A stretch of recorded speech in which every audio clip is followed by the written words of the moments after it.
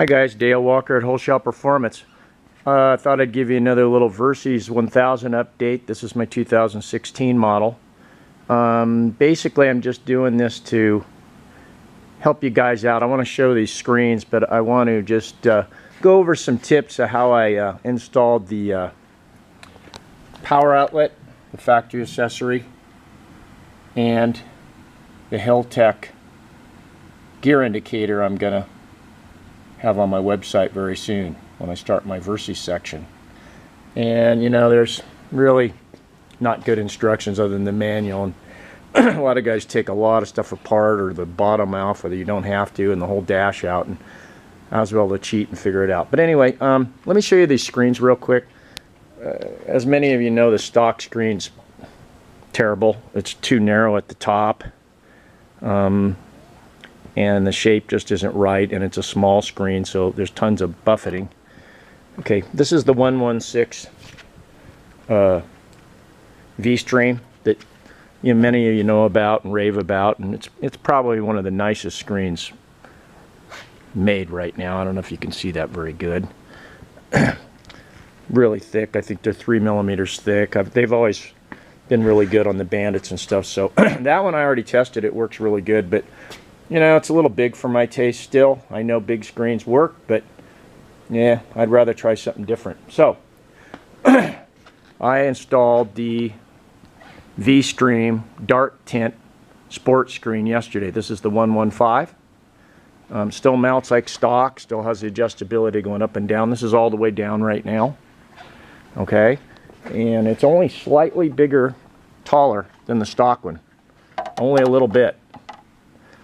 Okay, but look at the width difference at the top, where it's going to direct the wind, deflect it. It's still got the little, you know, V-Stream kicker here. The bubble's a lot more pronounced.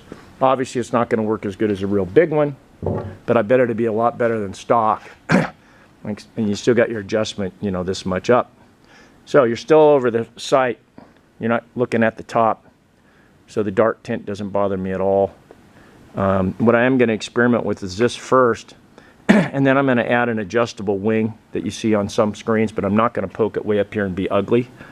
I'm going to have it flush or down a little bit from the lip. Pooj makes 3 sizes. I'm a distributor or a dealer for Pooj, so I'm going to order one of those, and I'm probably going to go with the medium, and I might, if I have good success with that, which I think I probably will, it'll still look clean being smaller and still be effective with the adjustable wing on it. And I may put the kit together doing that. So anyway, on to the rest of the video. I just wanted to show you how I pulled the panels loose, how I installed real quick. I'm not going to do it, but what I did without taking the whole bike apart. Okay, because it's kind of confusing, and the Kawasaki panels are real brittle. It's very easy. Let me move the screen. It's very easy to break a tab off, like my friendly dealer did right here when I had an ABS front speed sensor fail or bad. They broke it off on each side. So I got a new panel under warranty and the new foam heat pad. It's right there in the bag on the bench. So anyway, so here you go. First, these panels, you can do this also, these without pulling the tank up at all. You can if you want to route the wire different, but it's not necessary.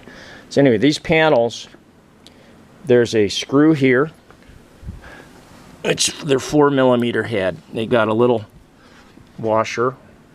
That's the rear. Take that loose. Okay, then down here is the one they broke off. See this tab right here?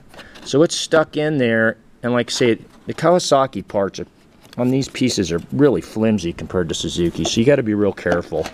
So what I did is I used just regular old just window cleaner, glass cleaner of any kind. Have a buddy. You need a friend to help you with this too, just to hold things.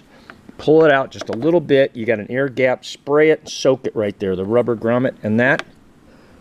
Then you can get right in between this tab and put a towel a rag between your gas tank, and very carefully it will pop right out. Instead of just doing it blind and yanking on it, it'll break. Not always, but there's a chance. If they're dry, they break. So you pop that out. There's another screw here. And then the one that's the real pain in the ass, let me grab my flashlight. If you're going to take the panel clear off, which you don't have to. But way down in there, you see that one buried? Way down under there, you see that little underneath the hose? Wonderful, huh? Same type of screw, bolt, okay? And so, on the other side, I had no choice because I got to put a new panel on. I used a wobbly, full universal wobbly, and a 4mm. You could use a little ball Allen, might work a little better. Okay, I just don't have one that small or that size. I was able to get the other one clear out because you can reach up underneath this little area. It's out now, but right around in here, you can reach up underneath here and get to it from under here, barely. But you can get your hands around the bolt and you can do it. Okay, and then there's one more push pin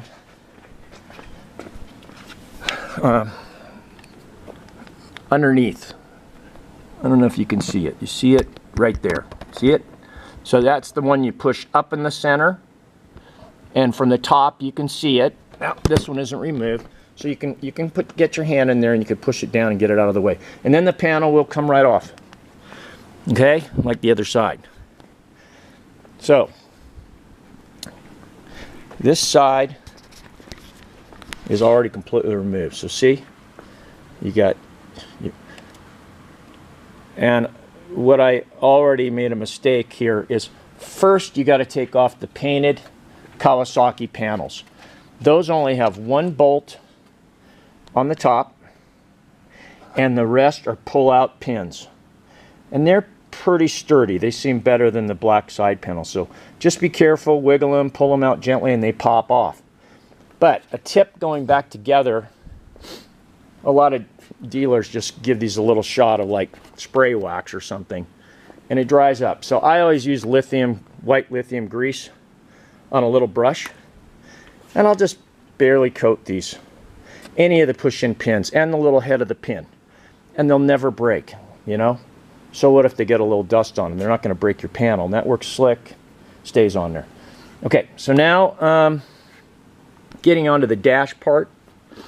Okay, there's one screw here you remove, and then there's one push pin right there.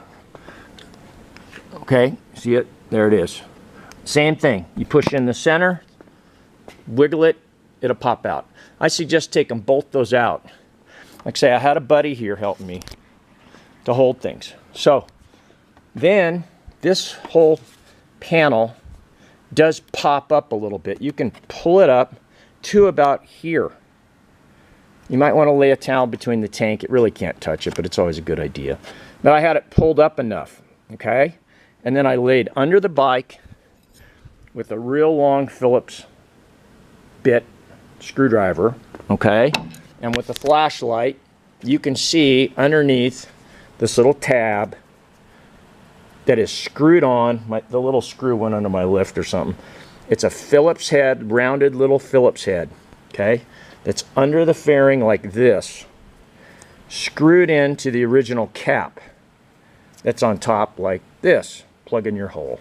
So once you get that Phillips screw out, that thing just falls out. You can see it if you lay down and you have a good flashlight, and you can get a screwdriver to it at an angle, but it comes loose. And then this just pulls right out, and then you got your hole in your fairing. So then, I don't have it pulled up right now. Hang on. Oh, darn it. I'm sorry. Let me get my light again. Yeah, this is going to be shaky. Sorry. But way back up in there, on the harness, you can barely see a couple wires in there. Okay? In front of this post, to the left, are the two wires that are taped to the harness for the power outlet plug.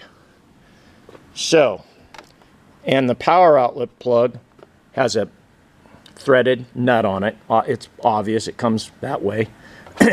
So you get that through there, You have a buddy hold this in place straight. There's a little thing, there's a little slot to line it up. It can kind of only go one way, but this kind of rotates around. So before you tighten it, get this straight, your rubber cap.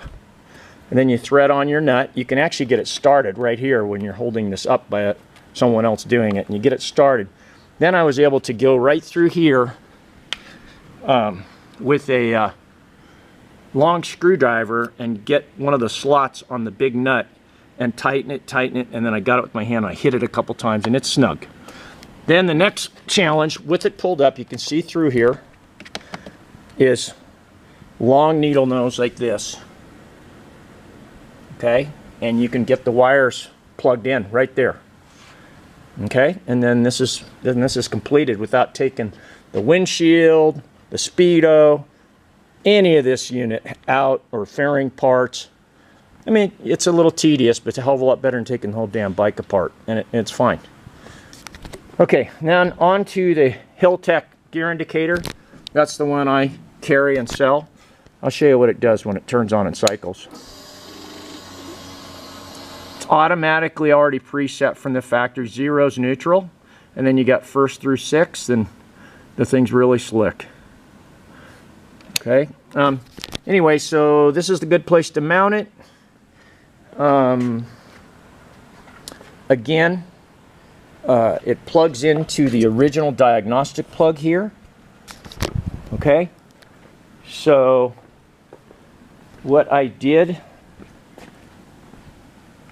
was routed the wire along here. I took these 2 units loose right here. I routed it real neatly right there. I took this bracket loose for the back of the tank, snaked it underneath. It's going to go right here. And then the side panel foam is super, it's soft. So instead of taking the whole tank off and worrying about it up under there, this is just your air box, not going to do anything. I'm going to put a couple pieces of duct tape, just very thin, in 2 little spots right here on the frame tube. Clean it real well and let it just sink into the foam right there, the heat foam. Then I went over here and then I bundled it a little bit. Okay, but one thing you don't want to do is you don't want it to hit on the fork tube or the fork, let me get my better flashlight, or the upper, the upper triple clamp right there, see? So it goes underneath there, real neat. It's got to stick them right there, and you got to get it right. It's a one-time deal. It really sticks.